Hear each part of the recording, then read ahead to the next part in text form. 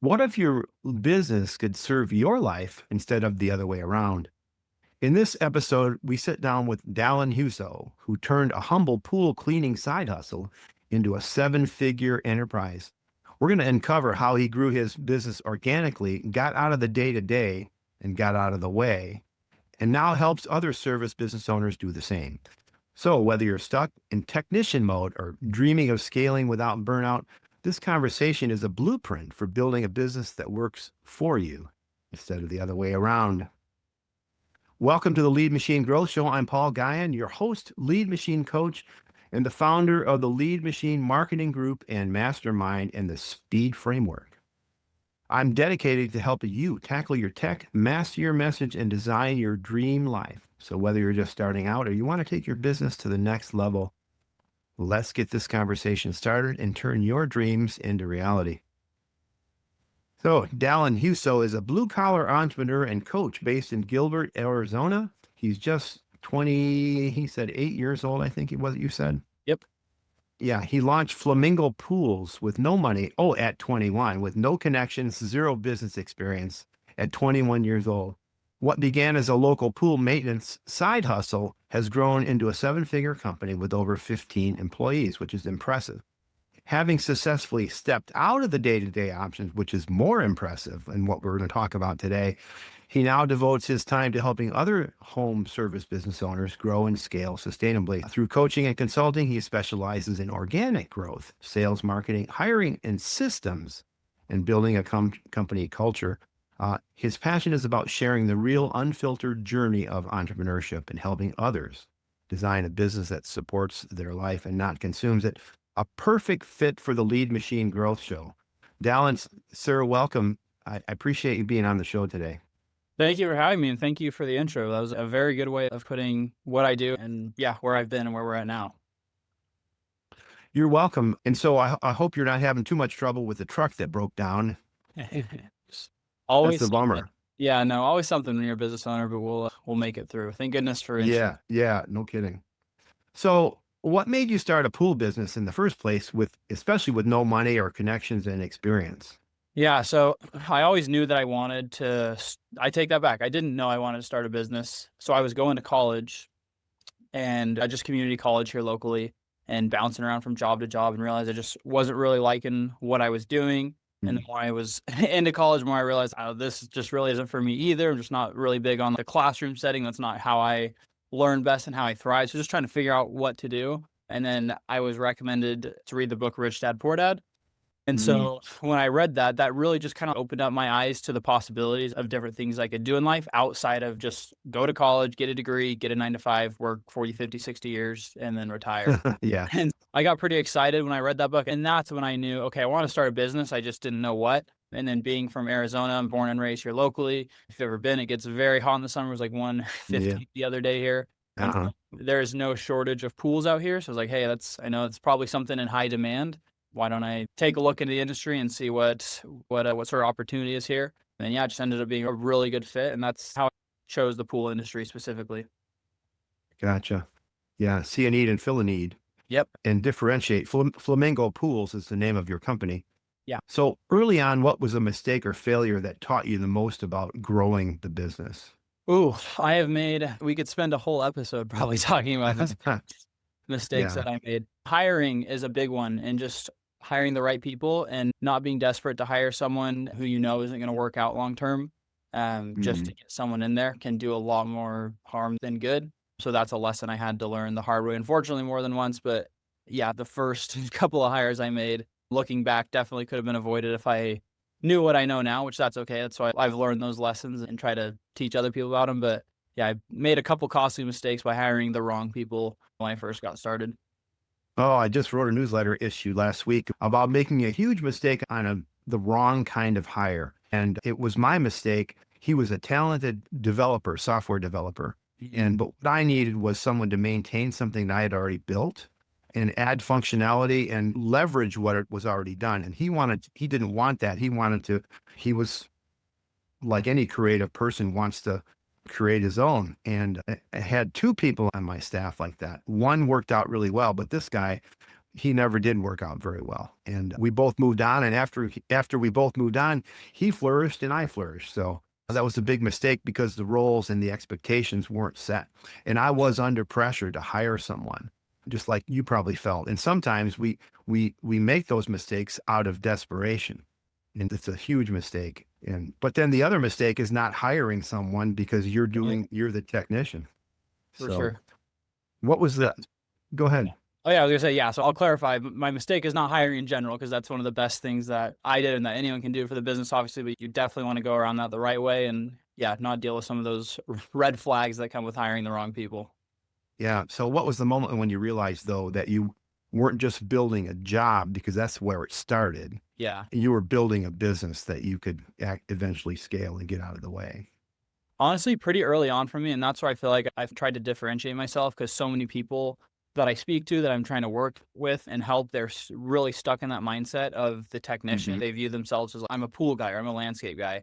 And so it's really hard for them to kind of like step out of that. But luckily, just from like how I got started by, like I told you, just reading that book, my whole goal was like, I need to start a business. And I knew that I had to start in that role as the technician, obviously, but I knew that I always knew from the start that the ultimate goal was to grow myself out of that.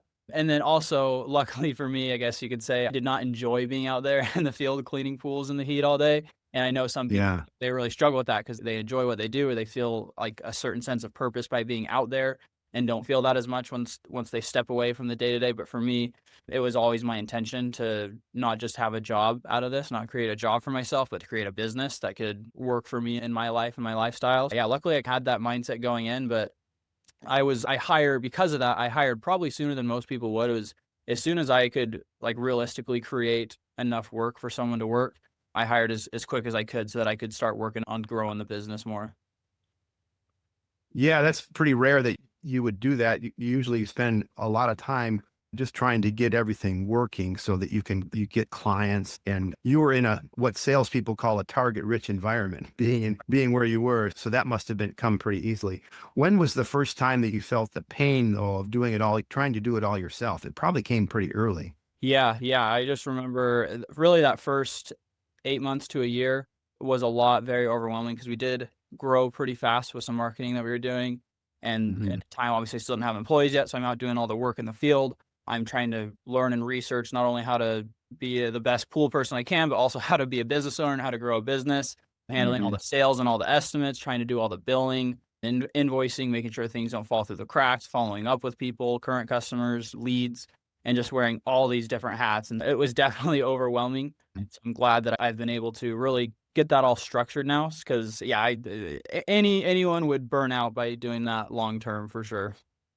Yeah, and the thing that you mentioned, or that I mentioned in your bio, in the roll up of this episode, was systems. Yeah. And when was the first real system that you put into place or hire that helped you step back and say, okay, I don't have to do that anymore because I have someone or something taking care of it. Yeah, systems have been huge for me. We call them like our SOPs, and we have like Hmm. step-by-step checklists that we have for essentially every aspect of the business now. But the first one I would say that I implemented was just for cleaning a pool, because that's the first position I hired, was a technician. So yeah, Yeah. as soon as I was able to hire, I wanted to make sure that, yeah, it could be systematized, right? So that someone else, if it wasn't me, it would still be done the exact same way that I did. So luckily I was able to find a software that had a checklist step by step of, hey, here's what you do, here's the order that you do it, here's how you do it. And I found that when people have to check something off one at Yeah. a time, there's less chances that they're going to forget. Because if it's in their head, they could make an honest mistake, right, and forget something. But if you check something off and you didn't do it, like at that point, you're straight up lying, right? So as long as you have a good, honest person, having a checklist is a pretty good way to ensure that the job will get done how it's supposed to. Because if they know they have to check everything off, it usually ensures that it'll get done pretty close to how you would have done it if it was you doing it. Yeah, checklists are really powerful if they're used the right way. The thing about checklists or fill in the blank kind of things is you're really compelled to fill them in. Psychologically, you're just drawn to do it. So Right. that just builds the repeatability of that process. Yes. So that's great. So Yeah. how did letting go of that control actually help you grow faster when you started putting systems into place? Yeah, that was everything for me. For that particular instance, it freed up most of my time to go out and do marketing. I realized pretty early that the more time I can spend on like the sales and marketing, the more I Mhm. can grow and provide work for that person and for future people as well. And Yeah. just in general, like having systems is huge because if someone, whether I have an employee that's, oh, he's out for a day or for a week and I need another employee to come in and help out, we have those systems. So obviously we still want to help out, but like the training is very minimalized there because we already know what to do. Or if we lose a person long term, someone, is fired or they quit, when we bring someone in, it's not as overwhelming of a process as it used to be because we don't have to like start Mhm. from scratch with how to do the job Yeah. again because everything is systematized in those checklist formats. So you have some sort of onboarding process for a technician or for a new hire, and how is that delivered? Is that delivered on paper or electronically, or how does that work? It's a mix of both. And again, we have an SOP for onboarding people. But yeah, I'm big on software. So we've got software we got to put them on. Obviously, we got to get them their tools and stuff in person. And then there's some training that they go through. So a mix, again, everything is systematized in that checklist. So when we bring on a new hire, whether it's someone in sales, someone as a technician, they know exactly what they need to do to get onboarded into the role to do it properly. Yeah, I always ask business owners this when we're talking about scaling, Yeah. and you've got a seven-figure business. At different points along the way, you have to kind of retool. Yeah.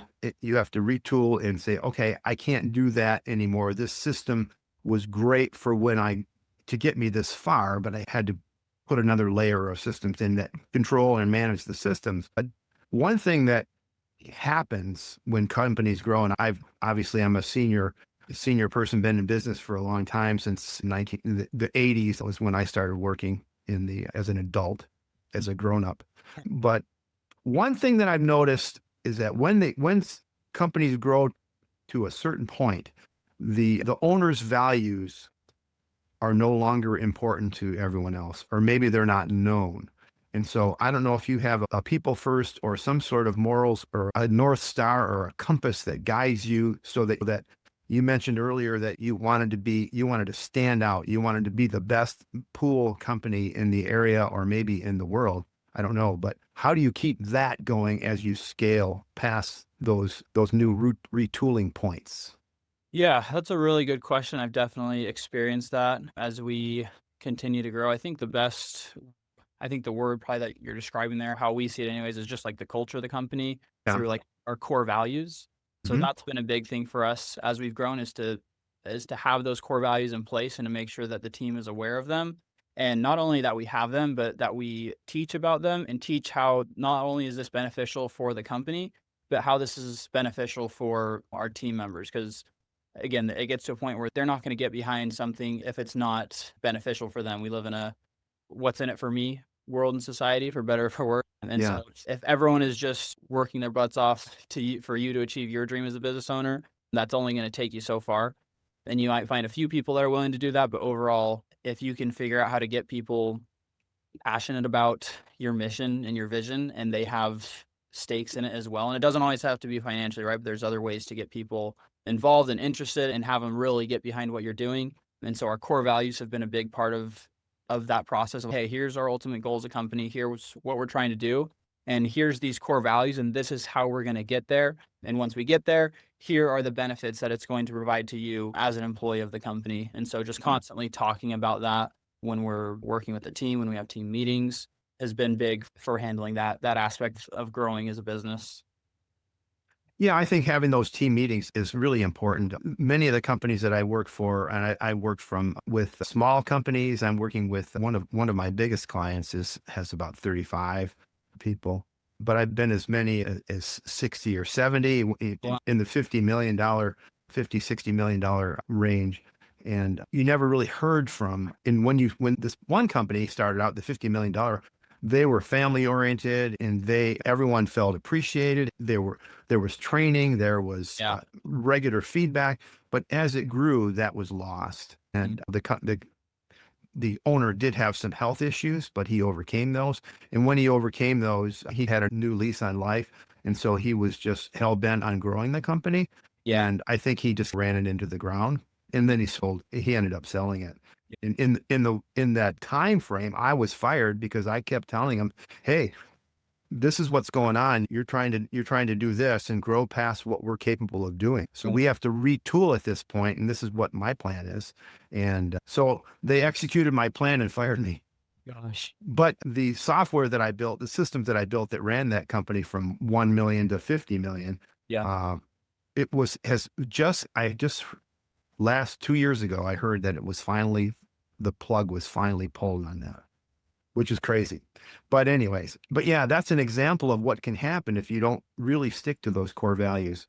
Yeah. Because people need to be appreciated, and if they aren't, they just don't care. And if they don't, if your employees don't care, you're going to lose customers. And if you don't treat your customers, your same thing, your vendors are going to, if the vendors aren't treated right, you're going to lose them, and they're just not going to be as loyal. Your prices are going to creep up, and you're not going to be, you're going to be the same as everyone else. Yeah. So I applaud you for that, Thank for keeping that. Yeah. Thank- So you also coach and help others with their scaling and with their just growing pains. What do you say to someone who's really stuck with doing everything and who's afraid to delegate? That's a good question. And I like something you point out when you're doing my intro, a phrase you mentioned that I really felt like really described like how like one of the keys and secrets to success here, and it's getting out of your own way. And I think Yeah. that's what a lot of people struggle to do. And I think Mhm. there's honestly like a pride aspect there. And people think that I talk to so many business owners that are stuck and don't want to delegate or are scared to delegate. And they think that nobody can do it as good as them. And Yeah. I usually push back on that. I disagree with people on that. And yeah, it's probably true that maybe nobody cares about your business as much as you do, but I highly doubt that you are actually the most skilled, the most talented person in your business at every core aspect of it. There's so many people out there that specialize in certain things. So I think there's a pride thing there where people really think that that no one is as good as them. And if you step back and take a look at it, like, hey, you might be a really good technician or a really good salesperson or really good at relationship building or marketing or whatever it is, but focus on that and let's figure out how we can take these things that you don't love doing or maybe you're not as good at, and let's find someone else that really thrives here and let's put them in that position so we can open up your time to be more effective with your time and your hours, which is ultimately going to make you love the business more if you can focus on the things that you enjoy doing and that you're good at. And we mentioned we love systems. Yeah. How do you, those people who are stuck, they want to be led. They probably are feeling the pains that you felt. How do you dismantle and prioritize? So you need to prioritize these things you're going to work on and then systematize them. So how do you do that so that they're not so afraid? Starting with something smaller, you probably have some sort of process that you have that you take them through. Can you Yeah. take us through that? Yeah, for sure. I'm glad you asked about that. So I typically, because I want people to visualize it too, right? Because it's one thing to say it, but I want them to like literally see, here's the things that are eating up your time and your energy that we can potentially delegate. So what I do with people, it's called a time audit. And so I Hmm. have people just go through their, if you're familiar, you probably might be familiar with a similar concept, but you have them go through their entire week of everything they do and then add a plus or minus value essentially next to the value of the task, right? Is this high value, low value? And then the energy that it gives them as well. Does this something that, I love to do? That would be a high value task. And is this something that I procrastinate? I don't enjoy doing? That would be your low value tasks. And then that ends up giving you like a quadrant, right? Where 4 different places to put those tasks. And in that bottom left corner, you have low energy, low value tasks. For a lot of people, that might be like talking to customers, checking emails, sending invoices, stuff like that. And so is that the system we put in place to be like, hey, do this time audit, fill out this matrix, and then anything that appears in this bottom quadrant is something that's going to be relatively cheap to hire out because it's low value and it's low energy anyways. It doesn't make you excited and bring you energy. So let's start with these things and hire that out so that way we can focus on some of those other quadrants. Yeah. And so then you help them with an implementation of those things, and you rinse and repeat as you go to attack the other quadrants, I assume. Yeah, so what happens there is what's low value for you right now, what's high value for you right now could become low value in the future. And so that's the idea that if you do this over a couple months, there was probably a couple tasks that, okay, this was low energy for me, but it's probably high value right now. Let's say sales for something, for example. Maybe I don't like sales, but I know at the time, newer in business, that's a high value task for me to be doing. And I probably should Yeah. invest into delegating that out. But let's fast forward a couple months, couple years, you've been able to grow the company more. Maybe your time is now best spent on the relationship building side, the marketing. and you're big enough where that is now considered a low value task. And so that gets pushed down from low energy, high value down to low energy, low value. And so as you grow, things continue to fall into that low energy, low value. Yeah. And once it gets there, that's the alert that goes off of, okay, now it's time to package this up into a new role, into a new position within the company and delegate it out. So this is meta for you too, because what you're teaching people to do is what you've done. Do you also, when you start out with a new client, you also have them give you a vision and also document what their morals and their value or their culture is, of that kind of desire, so that as you go through that process, those things are included or examined as you Yeah. go? Yeah. No, it's really important that I know off the bat, okay, what are your ultimate goals as a business owner? Because that's another mistake I've seen people take, is take the wrong approach to scaling, whether it's too fast or too slow, just depending on their goals.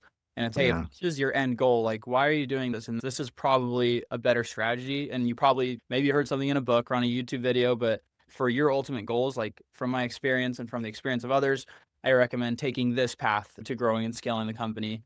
And so by knowing their personal goals and vision long term, it provides Mhm. a lot more context on how I can help them through that process. Yeah. So you mentioned marketing, and I'm a marketing geek as well as a techno geek. And Nice. you mentioned the organic marketing. I love, one of the things that lights me up is this right here, meeting you, meeting some amazing people who are extremely talented and successful. It just lights me up to have these kinds of conversations. So I would certainly be hard to delegate this anyway, but this is a real organic way of meeting people and showing your expertise as a guest, but also me as a mentor and an interviewer. For sure. So let's talk a little bit about how you approach organic side of marketing. Yeah, that's another mistake, and a couple layers to that. A couple mistakes see people make is, number one, they're trying to grow their company and they jump right into the paid advertisements. Yeah. Don't get me wrong, I use paid ads, and to a certain extent, they work and they're good for controlling scale and lead flow. But I don't think you should be fully reliant on paid ads Mhm. for a couple reasons. One of those is if you turn off the faucet of paid ads, you immediately stop getting leads, right? Totally. Facebook will not give me any more leads if I stop paying them today. There's no thank you Right. for that. But with organic strategies, I can make a blog post today or a social media post today that can potentially land me a client in a couple weeks or a couple months or even a couple years from now, is what my Mhm. experience has been. So there's a lot more long-term value there. And then the other mistake I see people make is they go in to these marketing strategies before they've really set an online foundation and presence for themselves and for their Yeah. business. And what people forget is I might find you, whether it's from an organic strategy or whether it's from a paid strategy, I might find you some way, but now I want to go and vet you, right? And everyone has a different way of doing that. Some people, they want to check out your website. Some people go straight to reviews. Younger people want to go to social media and see what your presence is there. And so a lot of people are missing out on clients and they think their marketing strategies aren't working, whether it's free or paid, because they do these strategies and they're not getting the leads or the customers from it. And that's because people aren't really able to view them as an established business. And I always tell people, and to make an analogy, it's like throwing gas on a fire before you set up the actual fire, because you'll just have to keep pouring gas on it, and unless Yeah. it's going to run out. So you have to spend the time really building that fire first. And so that's what I really start people with. Hey, let's go into your online presence. Let's go to your reviews. Let's get your socials dialed in. Let's get your website dialed in and optimized. So that way, no matter what people do to vet you and look you up, you look like the go-to expert in your area. And then from Yeah. there, now let's go into a lot of these, again, these organic strategies that I talked about, whether it's social media, whether it's networking, whether it's those blog posts. There's so many things that you can do before you have to worry about spending a ton of money on paid ads that can grow the business. And like I said, I do run paid ads now, but primarily I was able to build this business just off of organic strategies alone. So it's definitely possible to do it without investing a ton of money into paid ads. And that's why I love it, because so many people want to use finance as an excuse for not being able to grow. But with the right mindset and with the determination, like, anyone can grow a 7-figure home service company if you follow these strategies. Yeah. Last Friday I was on a webinar. Of course, we're in June. This is going to be live in October probably. But recently I was on a webinar with Ian Stanley, and he's a really hot copywriter. and teacher. And he was telling me that he had a friend who was in the paid advertising at Facebook. And she said that you should definitely have an organic strategy that helps with your paid strategy. And I love what you said about establishing a foundation, because your website and your email list is yours. It's your media. If you talk to the old dogs in marketing like Dan Kennedy and whatnot, you want to have your own media. You want to build media, and you do that through organic posting and as well as paid ads. But the Facebook lady said your organic strategy and having that foundation will make your paid ads work better. Right. Just so you get so much. So starting at the foundation and having the necessary content out there that proves that who you are, who you say you are, is super important.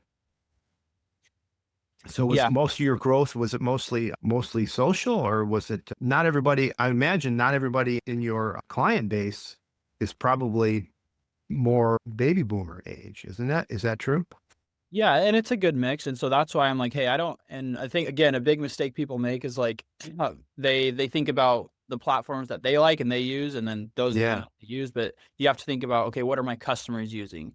And so would have been like you said, I'm from that younger generation, big on social media. It would have been a big mistake if I put all my eggs in the social media basket, because I wouldn't have Yeah. found most of my target audience there. But at the same time, if all I did was go towards some of that older school sort of stuff, I would miss out on a lot of potential clients that are on social media. So I'm all about just Yeah. spreading out your arms, your tentacles, as many places as possible. And so, like I said earlier, no matter what people's preference are, no matter where they decide to kind of look you up and look into you, I just want to show up as a dominant go-to expert in the industry in that space.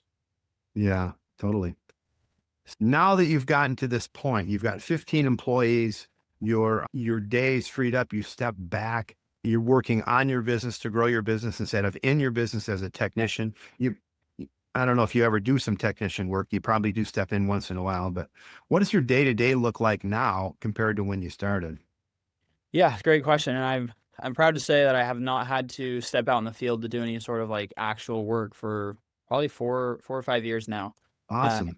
yeah. So Good. again, just really putting in again, and that all comes down to systems. Like what happens when someone's car breaks down, or when there's, for the most part, an owner would be super reactive about that and say, okay, I'm going to go get in the field and go do this for them. But we've set up systems where I don't have to do that now. That's been great for me, and it's just given me really the time to be able to grow the business. Again, I'm more on the big picture side of things now, so I still like to stay involved in the business and the growth of the business, because I'm still obviously dedicated to the success. So we have an office manager that I'm constantly in touch with, and she's the barrier between me and the rest of the team. So we're obviously speaking on a daily basis, just seeing what needs to be done, what I can do on the back end.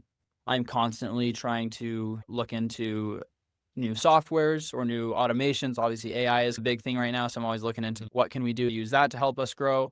Marketing is my passion, I would say, and so that's where I've chosen to stay most involved in the business. Is okay. We do have some people that help, like for example, with like social media. I have someone that actually puts the posts up, but I'm still the brains and the ideas behind what we're posting on social media, what our strategy is. We'll have different Yeah. themes that we focus on a monthly or quarterly basis, new offers, new giveaways, stuff like that. So that's my main thing. And I'll go out and record content on a regular basis for that as well. Very involved there on the marketing side and a little bit on the sales too. And then, yeah, the rest of my time really has shifted over to just coaching and consulting. Just I've seen such a need there, and just how we've talked about, there's so many people who are stuck in that technician mindset and can't Yeah. figure out how to grow and scale. Like they're very talented at what they do, whether it's cleaning pools or plumbing or landscaping or roofing or whatever, but they just never learned the skills on how to grow and scale a business, how to hire employees, how to set up systems, set up the software. And so I've just seen a big gap for that. And I've had a lot of passion for it as well, is seeing business owners implement these systems into the business and watching it skyrocket. So that's been super cool to see. I would say a Yeah. majority of my time is spent now reaching out and connecting with new people, networking. And then obviously we've got a group of clients that we work with as well on a regular basis that we're working with one-on-one to help their businesses grow. Gotcha. I love that. That's quite a feat to actually move into something that you love and still have Yeah. the thing that you started grow. One of the things that we mentioned at the top of the hour was the talking about business, building a business around your life and not the other way around. What does that mean to you? Yeah, that's a great question. And we touched on it earlier when we talked about I talk with a lot of business owners who are like, they tell me what their goals are in life, but then it's Yeah. okay, the way you're building your business does not match up to what your end goal in life is. And so Mm. it's different for everyone, but like for me particularly, I really value my time. So I want to be able to work when I want and where I want and do what I want. So that's something that I realized really early on. So I wanted to build a business that I could run from anywhere and the task that I was doing did not have to be time sensitive. And so even early on, like 2 years in, yeah, my business wasn't the biggest business in the world, but I had built it to a place where I could work from anywhere. So my wife and I were able to move to Hawaii, and I was running the business from Hawaii back in Arizona because that's how that was my goal. That was my plan to build it that way. And so now obviously fast forward a couple of years, I've got 2 kids at home. So I value my time with family. I value being able to be Mm. spontaneous, being able to say, "Hey, let's go to California for the week or for the weekend." And I've got obviously things I need to do on a regular basis still, but I never have to say no to a cool opportunity because I've got work to do that day. I can delegate tasks. I can do them later in the day or push them back a week. And it's really just allowed me to, yeah, just have a lot of protection over my time and the things that I do with my time. Yeah, time is our most valuable resource because once you spend it, you can't get it back. Yeah, for sure. Yeah, and you can't ask for a refund either. Yep. Yep. And you touched on it. What are some of the warning signs that someone is scaling in the wrong direction? You mentioned that you poked at that for a second there.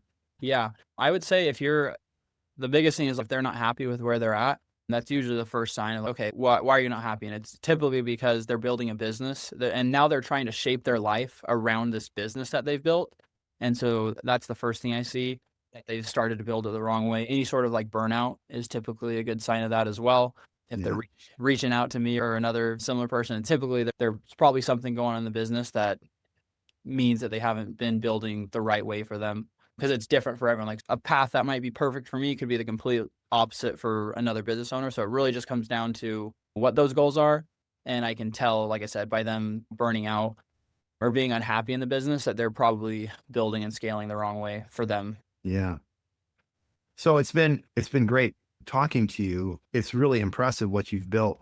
You had this mindset shift in the beginning. What had to happen before you could actually step back? A couple things I would say that had to happen. And you're saying like step back out of the field or just in general out Yeah, of the business?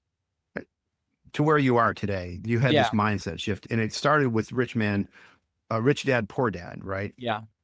Yeah, Yeah, I would say the main thing is just trust and having trust in people. Not only trust yeah, in but trust in your processes. I know we've talked a lot about systems and processes, but yeah, knowing that, hey, I've set up these systems, I've set up this training, so I know that if someone follows them correctly, that they'll be able to do their job. And I don't have to spend my day either doing it or hovering over someone to do it, which really doesn't help me at all because I'm still spending the same amount of time doing it. And I just have to pay someone on top of that, which is yeah. honestly a worse situation to be in. I think trust is the biggest mindset shift, not only in your people, but also into the systems and software you've set up to be able to do things the way that you would want them to be done. Now we talked a lot about scaling and systems and things that I had on my agenda to talk to you about today. Yeah. What message would you like to share with people that we haven't covered, or what did you wish I would have asked you? That's a great question. We went over a lot of those things I'm super passionate about. We talked about marketing as well, which is again something that I'm super passionate about. I guess we Yeah. didn't really touch on sales, which is another Oh, issue. okay. Yeah, it's another issue I see in a lot of people's business because when business isn't going well, the first thing people think is, "Oh, I need more marketing. I need new marketing." But a lot of people aren't taking care of the current leads that are coming in, and they're not doing Mm, a good enough job at closing those sales and those leads. And the biggest issue, the biggest mistake I see there is especially in the home service industry, there's so much like price-based issues going on and price-based objections that people get. And I think the biggest issue there is people are not doing a good enough job at selling the value of the service that they have. And when you can really sell that value, then price doesn't really become an issue because I really believe that price is only the issue when people don't understand the value. It's not necessarily the price that's the issue, it's the price for the value that they perceive that they think they're getting. So I think most people do not do a good enough job of showing not only the service they offer, but the experience that they provide and the outcome yeah. that it can create in someone's life. And I think when you do that, price really becomes less of an issue. And then you can get on to the obviously the deeper and more important objections, but people just really get stuck on that price issue and they're wasting a ton of money and time on these leads that could be converting at a much higher percentage if they were to incorporate some of those sales skills. I try to help people with Yeah. their sales process a lot too. So you're talking about transformation, really.